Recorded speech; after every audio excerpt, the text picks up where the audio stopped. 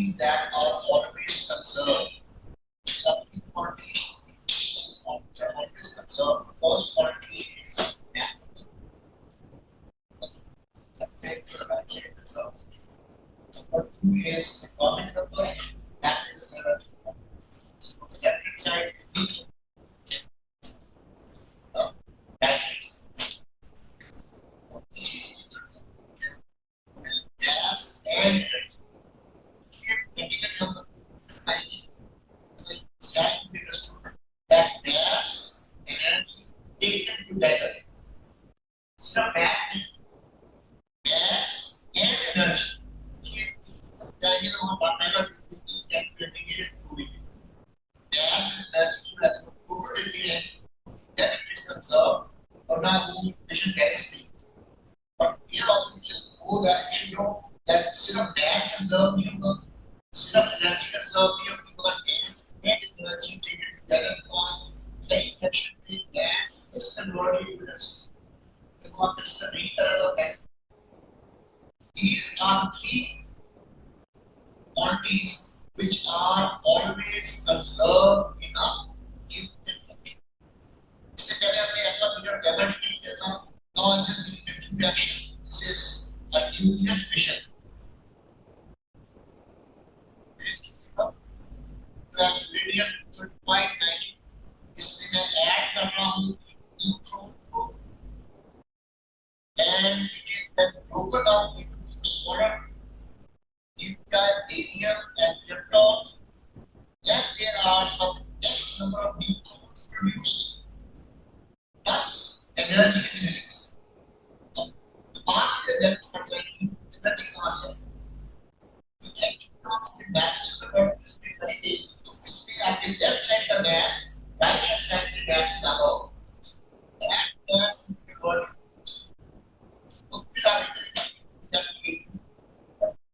So that from where does the energy come? It is being converted from gas. The gas difference ion equations left side and right side. That mass converting energy. उसके लिए हम Einstein की equation use करेंगे. Energy is equal to mc square. The mass difference आएगा उसको c square से multiply करेंगे. अब इस इक्वेशन में नोट कीजिएगा कि लेफ्ट साइड पे यू हैव 235 प्लस 1 यह का मैच. राइट साइड पे है 141 92 जो इन दोनों को है 36 है ओके पर 36. इसका मतलब है कि ये बस x नंबर ऑफ न्यूट्रॉन्स उसमें ऐड करेंगे you will get the answer. Get 235 plus 1 that is equal to 141 plus 92 plus x number of neutrons. अगर ये हम x यहाँ पे ऐड ना करें, 36 is not equal to 141 plus 92. इस इक्वेशन को सॉल्व करें and you get the value x. Now solve the three instances. Number 2, it says that atomic number या proton number will also be conserved. In this case, on the left hand side we have 92. On the right hand side we have 56. Plus, so अगर मैं add करूँगा, it should be equal to 9. Equal नहीं होगा, proton number conserve नहीं होगा. In a reaction, proton numbers are also conserved. That answer then has 36.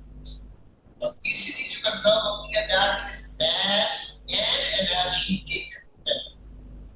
अब इसी का आपका mass number conserve हो गया, atomic number conserve हो गया. एनर्जी कहां से आती है? The mass का डिफरेंस आएगा. That is converted into energy. या जो सिस्टम का मोमेंटम पहले था वो सिस्टम मोमेंटम बाद में. ये कॉन्सेप्ट है कि mass effect इसमें आएगा डेल्टा एम का mass effect डिफरेंस आएगा between energy का and the moments. उसको हम mc स्क्वायर से मल्टीप्लाई करेंगे तो एनर्जी हो जाएगी. बड़ी इंपॉर्टेंट है. एक दफा वो बताएगा आपको कि this is the mass effect, that mass effect that c square will give you the value. इस फॉर्मूले को यूज करके आप एनर्जी कैलकुलेट कर सकते हैं. This is your radioactivity. Now we proceed with the physics which is basically the structure में कैसे मालूम होता है कि प्रोटॉन्स कितने हैं, न्यूट्रॉन्स कितने हैं या electrons. This is called Geiger and Marsley's alpha scattering experiment. तो ये assistant थे Rutherford के, asked them to perform experiment and get the result. Experiment क्या किया उन्होंने? They bombarded a gold foil. हम gold foil experiment करते हैं. They bombarded a gold foil with alpha particles beam. beam अगर तो block हो रही तो आगे बढ़ता है. But we observe that beam आ रही है. Most of the alpha particles pass straight. सामने देखा इस स्क्रीन के ऊपर ये इम्पैक्ट नजर आ रहा है. कुछ इफेक्ट हो रहा है स्मॉल एंगल से. बैक ऑब्जर्वेशन, सिटी ऑब्जर्वेशन को ये दिखाती है कि कुछ ज्यादा डिफेक्ट हो रहा है. Even we have defect by more than 90 degrees. ये ऑब्जर्वेशन की अब इसको आपने एक्सप्लेन करना है.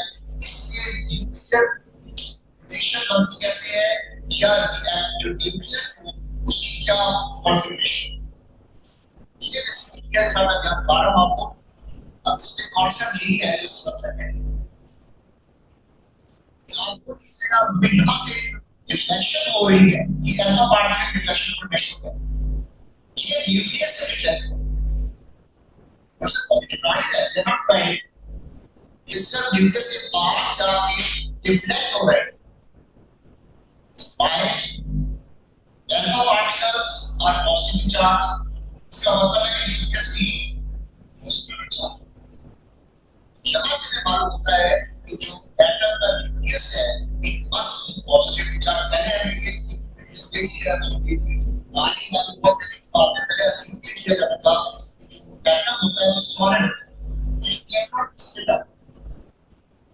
Geiger Marsley एक्सपेरिमेंट रिसर्च के बाद रदरफोर्ड ने बताया कि न्यूक्लियस या एटम जो है वो सॉलिड चीज है. न्यूक्लियस जो है उसके अंदर पॉजिटिव चार्ज होगा और इलेक्ट्रॉन्स बस रिवॉल्विंग अराउंड द न्यूक्लियस को न्यूक्लियस के अंदर एग्जिस्ट करते हैं. अब ये तमाम ऑब्जर्वेशन कैसे होती how you all this thing because अभी तक इसमें भी एरर पड़े थे. It was the observations that occurred ये आपके न्यूक्लियस का कॉन्फ़िगरेशन. क्या होती है ऑब्जर्वेशन? अब नोट कीजिएगा जो अल्फा पार्टिकल एनोड रीजन से जाएगा वो रिफ्लेक्ट होकर वापस आ जाएगा. रिफ्लेक्शन ही नहीं है ये उसके बहुत ही करीब जाएगा, रुकेगा और फिर रिटर्न वापस. It can be reflected back by 180 degrees. जो अल्फा पार्टिकल न्यूक्लियस के बहुत ज्यादा करीब आएगा उसकी रिफ्लेक्शन ज्यादा होगी और जितना न्यूक्लियस से दूर होता जाएगा अल्फा पार्टिकल उसकी रिफ्लेक्शन कम होती जाएगा. जो फार अवे होगा इट विल बी अनरिफ्लेक्टेड. ये जो ऑब्जर्वेशन आ रही है कि कुछ सी को टकरा है स्ट्रेट कुछ रिफ्लेक्ट हो रहा है. It is explained by this diagram. ये डायग्राम ड्रॉ करना आपको बेसिक क्या इशू करना है कि जो इस न्यूक्लियस से करीब जा रहा होगा वो ज्यादा इफेक्ट होगा, जो दूर होगा उसकी रिफ्लेक्शन कम हो जाएगी और दूर होगा रिफ्लेक्शन और कम एंड सो ऑन. तो आपको दो तीन अल्फा पार्टिकल की रिफ्लेक्शन देगा और वो कहेगा कि बताएंगे कहां रिफ्लेक्ट. तो आपसे ये दिखाना है कि जो न्यूक्लियस के करीब आ रहा होगा वो ज्यादा रिफ्लेक्ट होगा, जो न्यूक्लियस से दूर होगा उसका रिफ्लेक्शन कम होगा. जो आपको ट्रेजेक्टरी देगा और वो आपसे कहेगा find the resultant path of the alpha particle. पूरा टी का ट्रेजेक्टरी देगा और कहीं बस तो ज्यादा उसके हिसाब से आपने इसको डिफ्लेक्शन शुरू करना है. करीब होगा उसकी डिफ्लेक्शन ज्यादा होगी, जो दूर होगा उसकी डिफ्लेक्शन कम होगी और जो बहुत दूर है वो ऑटोमेटिकली रिवर्स हो जाएगा. Yeah. अब इसकी ऑब्जर्वेशन क्या है? अगर कोई चीज में बात को करावे वही का उदाहरण क्या करना है लोग का. What are the observation? Observation number 1. Both most of the alpha particles pass undamaged or deflect by small angles as they pass the core barrier. ज्यादातर जो है पास कर जाता है।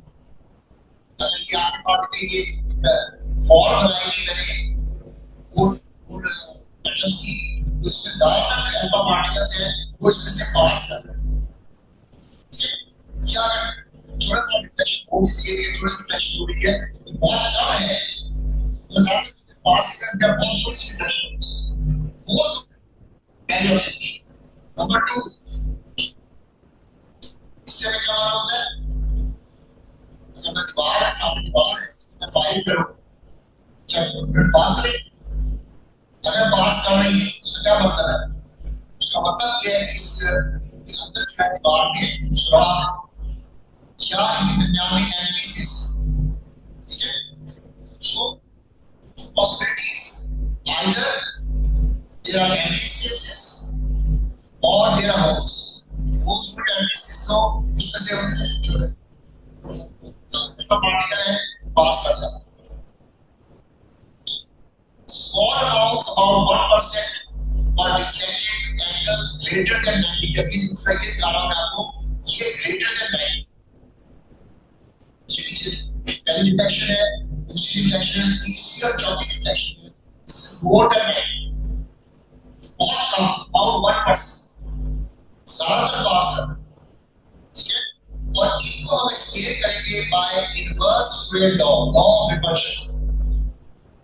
करेंगे पॉजिटिव को रिफ्लेक्ट करता है, जो करीब है वो ज्यादा रिफ्लेक्ट हो रहा है, जो दूर है वो कम रिफ्लेक्ट। सेकेंडली जब सारे पास करते हैं बहुत कम रिफ्लेक्ट हो, इसका मतलब है न्यूक्लियस का साइज बहुत छोटा है। ऑब्जर्वेशन से सब साथ-साथ इसके इंटरेक्ट करते हैं। few out of these are deflected by ये वापस आ रहा है। अब वापस जाने का मतलब ये है कि जो अल्फा पार्टिकल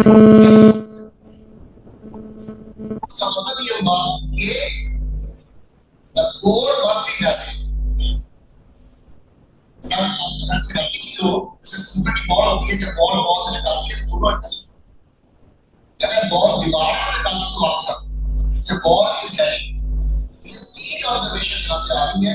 पहले वाले से मालूम होता है कि लार्ज एनालिसिस, दूसरे से ये मालूम होता है कि size of the nucleus is very small, और तीसरे से ये मालूम होता है that the core must be very massive.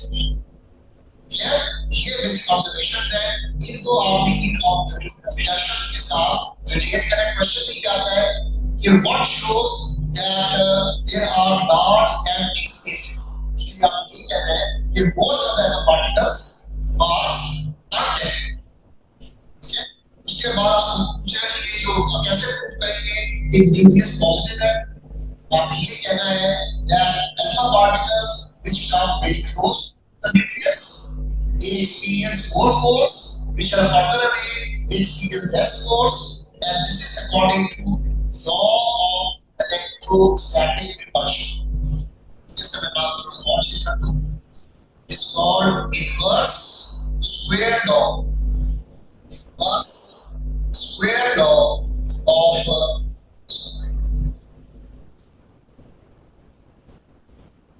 electrostatic repulsion.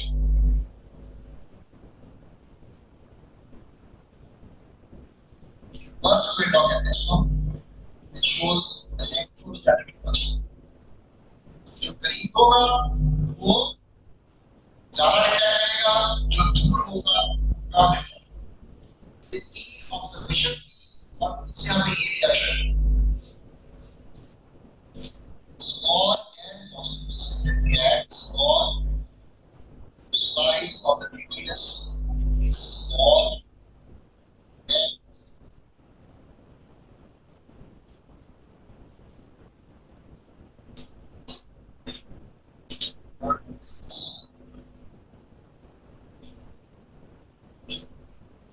these observations, scientists have done another four. उसने भी अपना atomic model दिया, and atomic model says that an atom consists of large massive core called it as nucleus. Almost all of the mass of the atom dies in the nucleus and it is positively charged. The nucleus is positive during the particles called protons.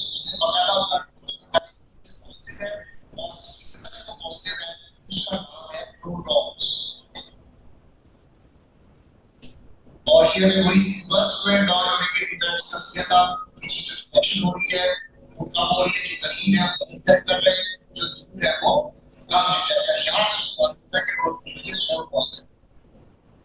The size of the needle is very small as compared to the size of the atom. बाहर के dimension जो है 10⁻10 metre जो है, atom का diameter जो है 10⁻14 जो है वो ये बाहर में डिस्कस उससे कितना बताया था that the size of the nucleus is very small as compared to the size of the atom.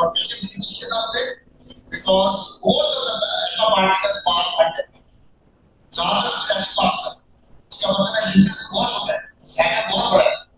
जैसे कि आप एक फुटबॉल की फील्ड ले और दरमियान में फुटबॉल है, वो फुटबॉल जो है वो न्यूक्लियस है और जो फुटबॉल की फील्ड होती है वो सारा है। अगर आप दरमियान में बाहर खड़े होते हैं, फुटबॉल फील्ड मारते हैं, कितने चांसेस हैं कि वो न्यूक्लियस टच करेगा। आपका चांस ये को है फील्ड में पास कर जाएगा कहीं तो बहुत उससे सेंटर है ऑब्जेक्ट कहीं ना वो रिफ्लेक्ट करेगा, वो बहुत कम चांस। इससे मालूम होता है कि size of the nucleus is very small as compared to the size of the atom. There are equal number of negative charge particles called electrons revolving around the nucleus. अब अभी ये बात है कि एटम जो होता है वो न्यूट्रल और न्यूक्लियस पॉजिटिव है। इलेक्ट्रॉन्स न्यूक्लियस के अंदर तो यूज होते हैं, तो अगर न्यूक्लियस के अंदर होंगे तो आपस में देंगे they cannot be in the nucleus. Similarly, they cannot exist outside the nucleus. अगर ये पॉजिटिव है नेगेटिव है तो यहाँ देखते हैं कि वापस की डायरेक्शन से ज्वाइन कर जाएगा न्यूट्रल है। फिर कैसे पॉसिबल है? They can this is only possible if they are revolving around the nucleus. तो वहाँ जब वो पूरा होता है तो जो अट्रैक्टिव फोर्स है वो प्रोवाइड करती है सेंट्रीफ्यूगल फोर्स, तभी वो पूरा है। सेंट्रीफ्यूगल फोर्स कांस्टेंट है, इसलिए वो कांस्टेंट स्पीड से न्यूक्लियस से ये logic that atom is neutral, so there must be equal number of positive and negative charges in the atom. Nucleus constant, so electron cannot fly in nucleus or stay outside the nucleus, so they do not release energy, change orbit or radiate energy. So change अपना orbit change करेंगे और ना energy release। और बाद में discover हुआ था कि जब हमने गैस कैलकुलेट किया तो एटम का गैस प्लस प्रोटॉन्स और इलेक्ट्रॉन के गैस को ऐड कर ये डिस्कवर हुआ था कि must be other particle and they called other particle as neutrons. और ये कहा that neutrons must be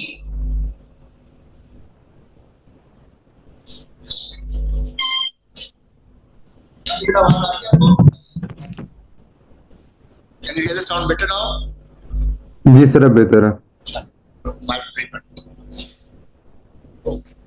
So बाद में डिस्कवर हुआ था कि there must be some other particle inside the nucleus because अगर कोई और पार्टिकल नहीं होते तो मैस कहाँ से आ रहा है? अब इस पार्टिकल का मैस प्रोटॉन के मैस के बराबर है मगर चार्ज कोई नहीं, इट इज न्यूट्रल। तो ये बाद में डिस्कवर हुआ था there must be other particle. They have the same mass, almost same mass as proton, but they are neutral. They carry no charge. इसको हम कहते हैं Rutherford atomic model। इस पे छोटे-छोटे क्वेश्चन आते हैं। For example, पूछ सकता है कि what shows that an atom has large empty spaces? आपने यहाँ से बताना ये है कि most of the alpha particles pass undetected। फिर वो कहेगा कि how we know that nucleus is positive? आप कहेंगे nucleus is positive because the repulsion some of the particles are deflected by more than 90 degrees. That is only possible if the nucleus is positive and we apply inverse square law. These छोटे questions के छोटे question, 1, 1, 2, 2 mark question आते हैं. You have to explain that. ठीक है बात? Okay, so this completes the chapter. Questions मैं आज पोस्ट कर दूंगा. कल तक आप सबों के पास इसकी जो है कॉपी होनी चाहिए. जो अकेडमी आ रहे हैं they can get it from here, और जो ऑनलाइन है they have to get it printed. So this is our concept of radioactivity and nuclear physics. अब यहाँ पे मैं एक नई थ्योरी पेश करूँ. This new theory is called quark theory. What is quark theory? हमने ये देखा कि हमारे पास एटम्स होते हैं. एटम्स के अंदर we have protons, we have neutrons. तो हमने ये कहा कि हमारे पास एटम है और हम इसको जनरल configuration diagram of कहते. This is our nucleus. We have protons, for example, 2 protons, and there are 2 electrons revolving around the nucleus. Electrons are negative charge, protons are positive charge, and neutrons are neutral. ये हमारे पास atomic structure आ गया. अब इसमें हम कहते हैं कि जी जो पहला थ्योरी थी उसके मुताबिक we say that protons and neutrons and electrons are fundamental particles. Fundamental particles कौन से होते हैं जिनको आप further split up नहीं कर सकते. Atom is not a fundamental particle. उसके अंदर protons भी होते हैं, neutrons भी होते हैं, electrons भी होते हैं. तो पहली थ्योरी जो थी वो ये थी that protons, neutrons and electrons are fundamental or elementary particles. अब ये थ्योरी चेंज हो. अब आई theory which we call as quark theory. What does the quark theory ध्यान दीजिएगा. quark theory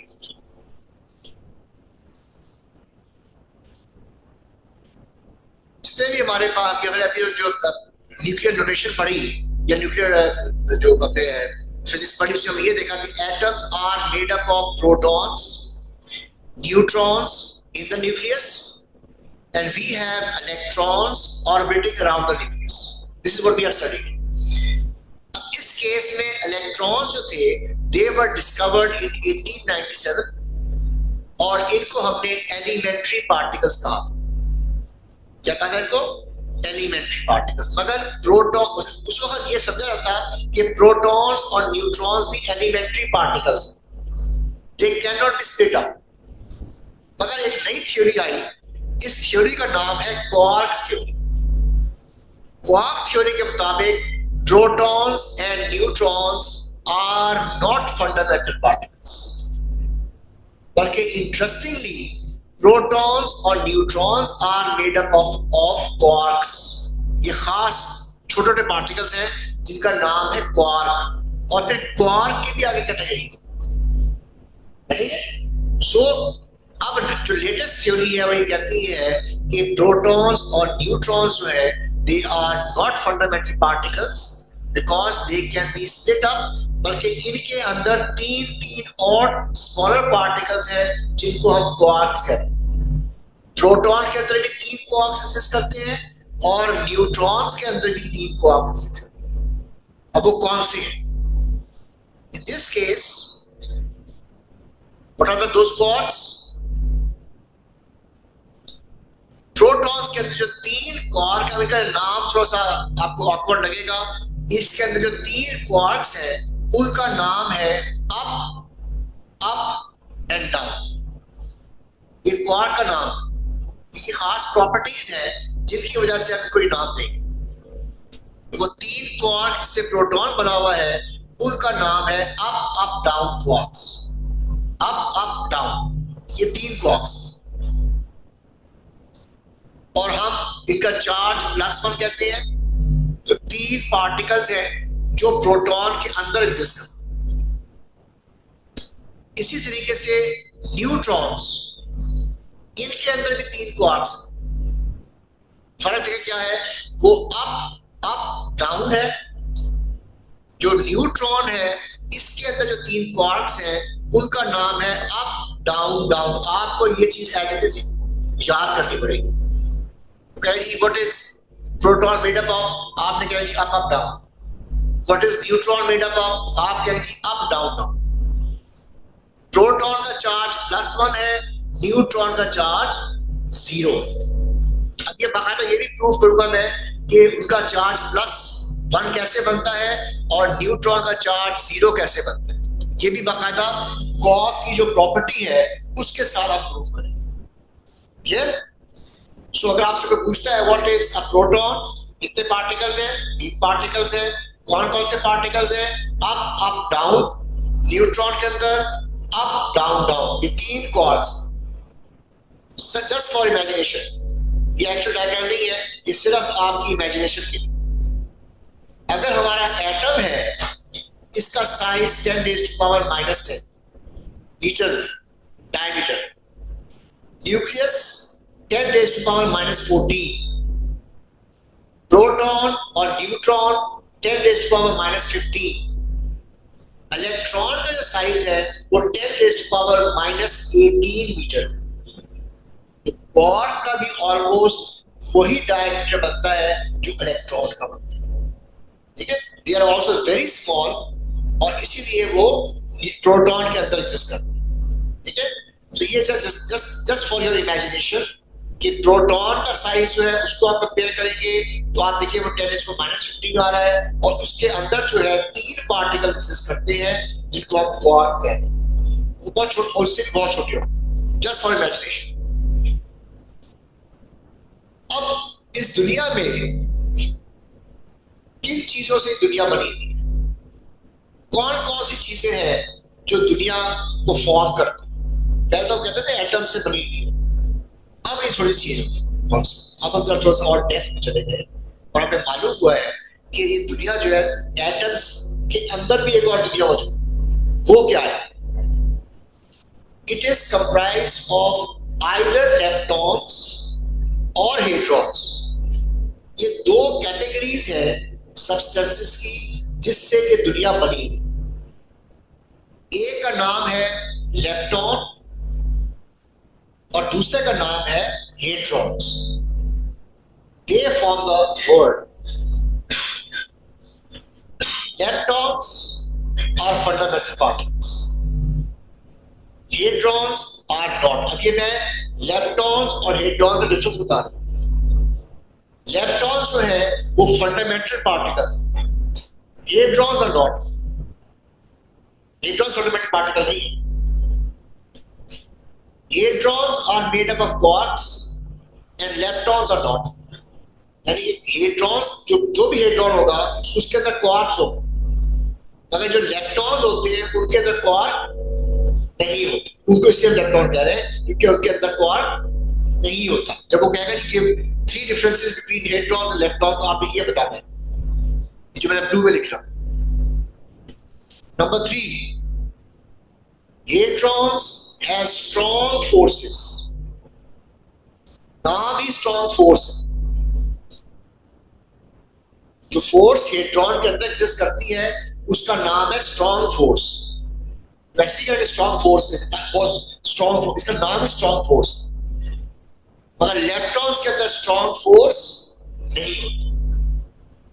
ये 3 डिफरेंसेस हैं between hadrons and leptons।